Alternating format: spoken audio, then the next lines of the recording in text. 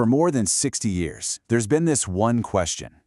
A story of incredible genius against absolutely impossible odds that's just captivated everyone. Today, we are diving deep into one of history's greatest unsolved cases, the 1962 escape from Alcatraz. I mean, that was the whole question behind Alcatraz, right? It's sitting out there on this lonely island in the middle of San Francisco Bay, and it was designed to be the most secure prison in the world. This wasn't just a jail, it was a fortress, better known as the Rock. But on this one particular morning, with the fog rolling in, the prison's ironclad, totally escape-proof reputation, well, it was about to be shattered. Forever. Okay, let's get right into it. June 12, 1962. For the guards at Alcatraz, it's just another Tuesday morning. They start the routine count walking the cell block. But this time, something is just wrong. Deeply wrong. 3 inmates are missing. Frank Morris and the 2 brothers, John and Clarence Anglin, have vanished from their locked cells. It was like they just evaporated into thin air. The whole prison goes into immediate lockdown. And here is where it gets really clever. To buy themselves hours of a head start, they left these in their beds. Can you believe it? These creepy, lifelike dummy heads, made out of soap, toilet paper, and topped with real human hair they snagged from the prison barbershop. It was an absolute masterpiece of deception.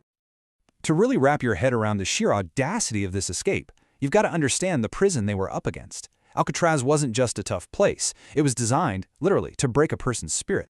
For 29 years, from 1934 to 1963, Alcatraz was home to America's most infamous criminals.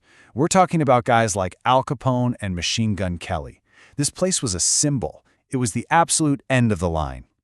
And in all those years, there were 14 different escape attempts. 36 men in total tried to get out. Every single one of them failed. They were either shot, recaptured, or just swallowed by the freezing, brutal currents of the San Francisco Bay. So here's the bottom line. The official record was perfect. Not one single successful escape had ever been recorded. The Rock was undefeated. Well, until now. So the billion-dollar question is, how? How did this trio think they could succeed where everybody else had failed so spectacularly? Well, the answer wasn't brute force. It was months and months of careful, secret, and honestly brilliant work. And the whole thing was orchestrated by this guy, Frank Morris. With an IQ of 133, he was practically a genius. He was also a career criminal and a known escape artist. He was the kind of guy who could see a way out when no one else even thought to look.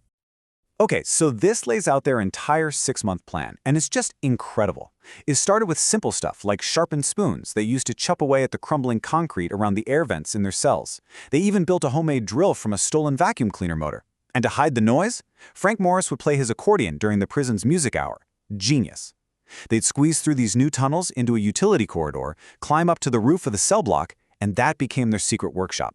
Night after night, they stitched together more than 50 stolen raincoats to build a raft and life vests, even using the steam pipes to seal the seams and make them waterproof. So the morning after the escape, when the guards finally figure it out, all hell breaks loose. One of the biggest manhunts in American history kicks off. You've got the FBI, the Coast Guard, everybody scouring the land and the sea for any sign of these guys. But you know what this massive search turned up? Almost nothing. A makeshift paddle found floating near Angel Island. A little later, some shredded bits of raincoat washed up. And that was pretty much it. The men themselves? They were gone. So after a massive 17-year investigation, the FBI came to a conclusion. They decided the men never made it.